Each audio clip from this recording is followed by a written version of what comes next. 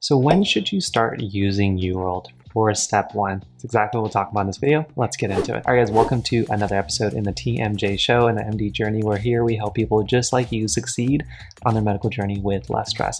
My name is Laksh. I'm an internal medicine resident. I've been making videos just like this for people just like you for about the last 2 to 3+ years. So if you're watching this on YouTube and you're new to this channel, consider hitting that subscribe button as well as that notification bell to be notified when we put out 2 videos per week just like this one. And if you're listening to the TMJ show on the podcast, make sure you subscribe on your favorite either iTunes, Google, or Spotify.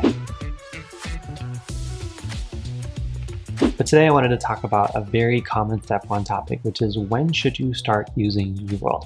Now, UWorld is obviously a very popular question bank for step one related questions, and everyone wants to know, like, how do I use it? When should I start? What are the best ways to study and review? And if you want answers to all of those questions, then I'll link down below to an ultimate guide that we have on our website as one of our blog posts. I'm sure it'll help answer most of the questions that you probably have for UWorld. Today we're going to talk about specifically, when you should start using it. And my answer may vary from your preferences, but I always recommend that you use UWorld specifically during your dedicated and try not to use it elsewhere in your preclinical curriculum. And usually when I've given that advice in the past, I have had students who say, well, I can't use it as a second year, or maybe can I use it several months in advance to just get ready for step one? And I'll give you my advice in a second, but one thing I will say is that the way you study for step one during your dedicated prep, that 4 to 6 weeks, whatever your institution gives you ideally, is completely different in terms of intensity than those 2 years of medical school you have to start preparing for step one.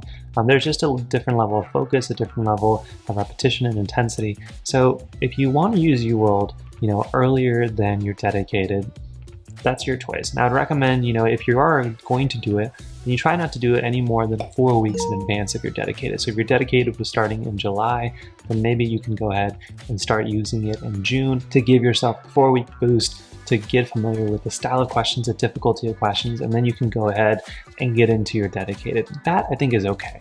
What some students will ask me to do is whether they can go ahead and start using UWorld as a first-year med student or a second-year med student.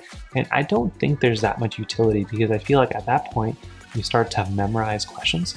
And because UWorld is such an effective tool and is probably the most similar to the actual USMLE exam, you don't want to use up all those questions, because then when you're prepping during your dedicated, one, you don't have another question source that's just as good, so you're not studying with the most adequate information. And two, if you go ahead and try to use UWorld again, it's not as effective the second time, especially if you're used to memorizing what the answers are, what the questions are.